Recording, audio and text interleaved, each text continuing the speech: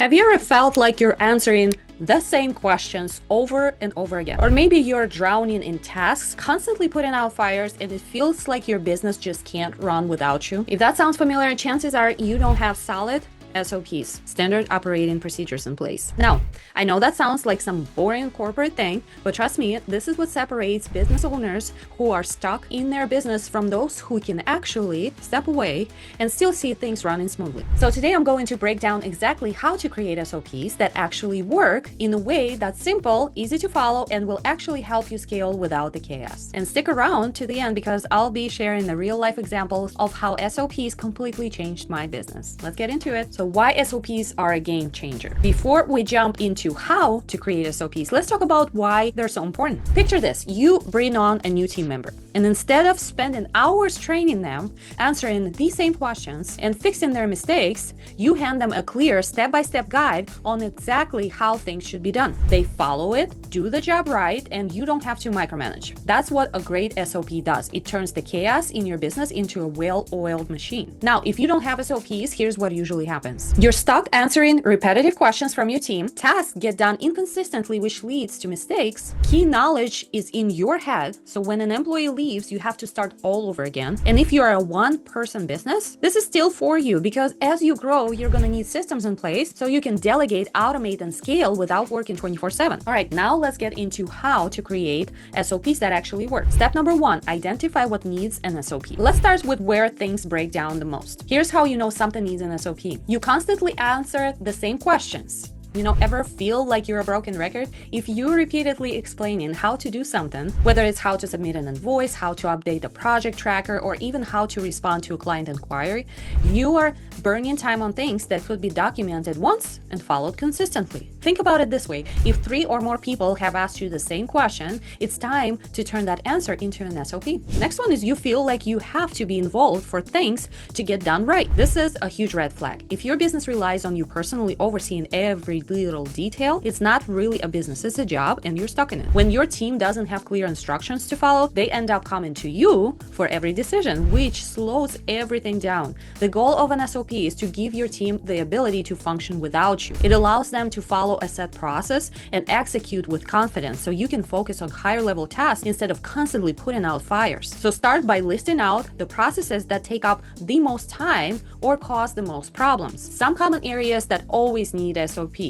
So one of them is client onboarding and customer service. Every client should feel important from the first time they work with you to every conversation afterwards. If one client gets a nice welcome email and another doesn't, or if one person sees their project timeline right away but another waits days, that's confusing. It makes clients unsure about what to expect and they might get upset. Here's a simple example. Imagine you run a construction company. Clients always call and ask when they should pay you. Instead of answering that question 100 times, make a short document, an SOP, that clearly says when invoices go out, how payments should be made, when payments are due. Then everyone, your clients and your team, will always have the right information. Having an SOP for onboarding and customer service helps you by making your clients happier and building trust, making sure everyone knows what to do, saving time so you don't have to repeat yourself all day. If you don't have these simple processes written down, now is the time to do it. It will save you time, protect your relationships with clients, and make your business run smoothly. Next one is project management. Keeping track of progress, deadlines, and deliverables is a nightmare without a clear system. Without an SOP, things slip through the cracks, materials don't arrive on time,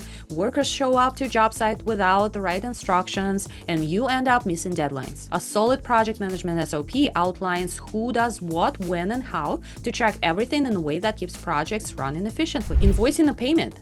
If your invoicing process isn't structured, you will run into cash flow issues. Maybe invoices aren't sent on time. Maybe clients aren't sure when or how to pay, or maybe you're chasing down overdue payments because there was no follow-up system in place. A simple SOP here, when to send invoices, how to structure payment terms, and how to follow up on unpaid invoices can mean the difference between steady cash flow and financial stress. 2 other areas that always need clear SOPs are marketing and sales and admin or assistant tasks. Marketing and sales processes could include how to create social media posts, reach out to new leads, follow up after a meeting, or write proposals. Documenting these tasks clearly helps your team know exactly what works best and how you want things done, leading to more consistent results and ultimately more sales. Admin tasks might seem small, but they're critical for keeping your business organized. These could include checking and responding to emails, scheduling meetings, booking travel, or keeping track of important deadlines. If these tasks are documented step by step, you can confidently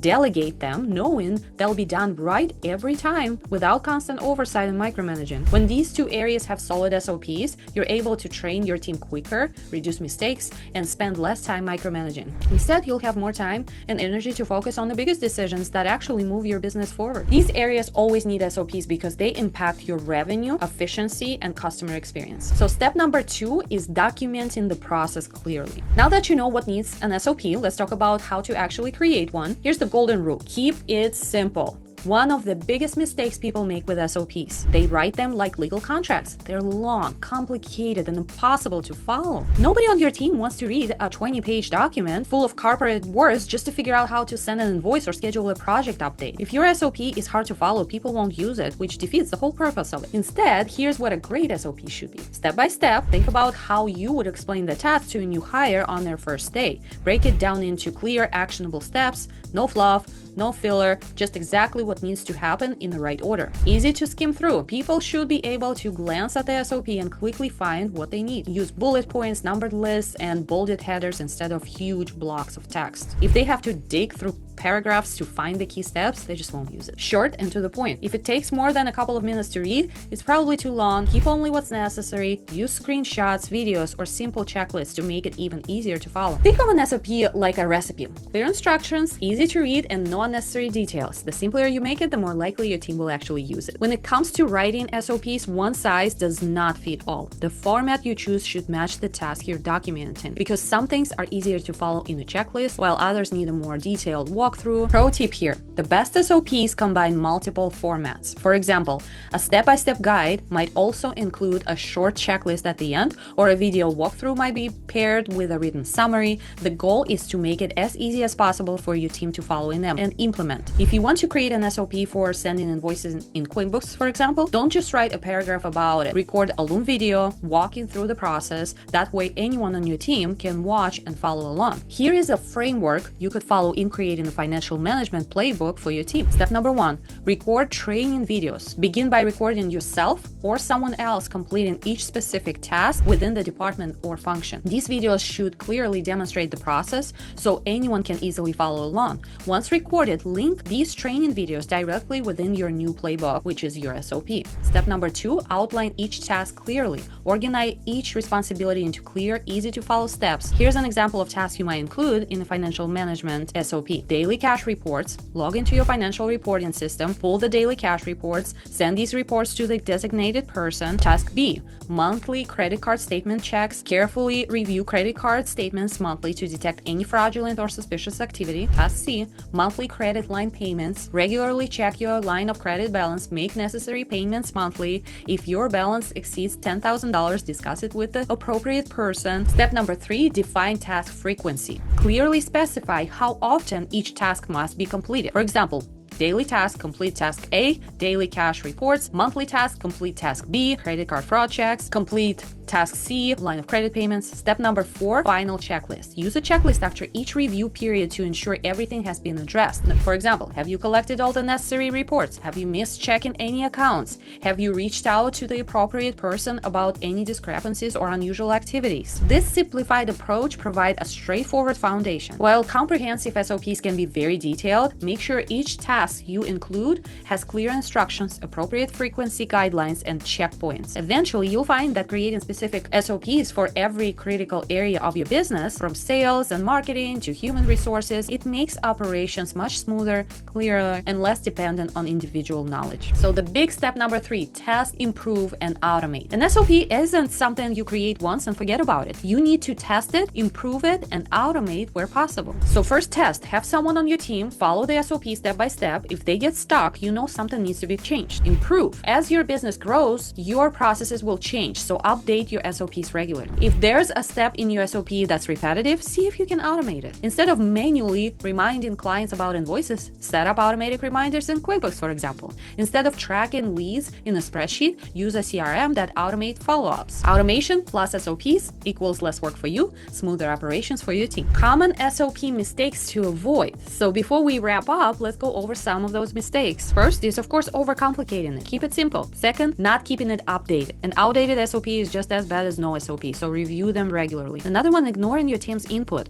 If they don't use it, it's useless, so get their feedback. Also, thinking you don't need an SOP because you're too small. The sooner you set it up, the easier growth will be, trust me. Avoid these and your SOPs will actually be used and actually help your business run better. Before I had SOPs, I was constantly fixing the same mistakes, answering these same questions, and honestly feeling like I had to do everything myself. So it wasn't until I started documenting my processes that things really started to change. I stopped being the bottleneck in my business. My team could handle tasks without waiting on me. Training new employees became way easier. And the best part, I could actually step away from my business without feeling like everything was gonna fall apart within just a couple days. So SOPs equals freedom. And if you want to grow without working 24/7, you need them. All right, we covered a lot today. SOPs aren't just for big companies. They are what allow small businesses to scale without the chaos. Start by documenting one process this week, just one. You'll be surprised how much easier it makes things. And if this was helpful, make sure to hit that button to subscribe and drop a comment. What's one process in your business that you desperately need an SOP for? Let's talk about it. See you in the next video.